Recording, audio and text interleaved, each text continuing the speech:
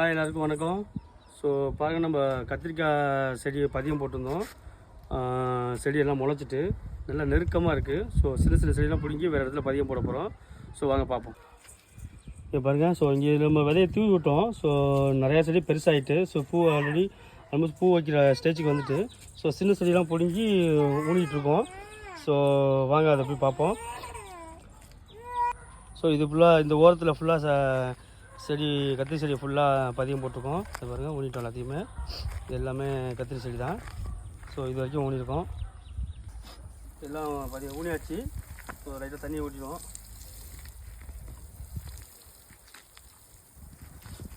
இது நெருக்கம் இருந்துச்சுன்னா காய் அதிகம் காய்க்காது, அதனால் கலக்க வச்சுருக்கோம்.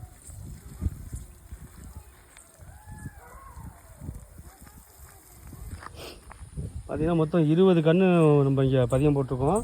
ஸோ அதெல்லாம் வந்து பிடுங்க முடியாது, கொஞ்சம் பெரிய செடியெலாம் பிடுங்க முடியாது, ஏன்னா அது காய் காய்க்கிற ஸ்டேஜுக்கு வந்துட்டு. ஸோ விவசாயத்தை விரும்புகிறவங்க வந்து ஷேர் பண்ணுங்கள், லைக் பண்ணுங்கள், கமெண்ட் பண்ணுங்கள், சப்ஸ்கிரைப் பண்ணுங்கள். ரொம்ப நன்றி.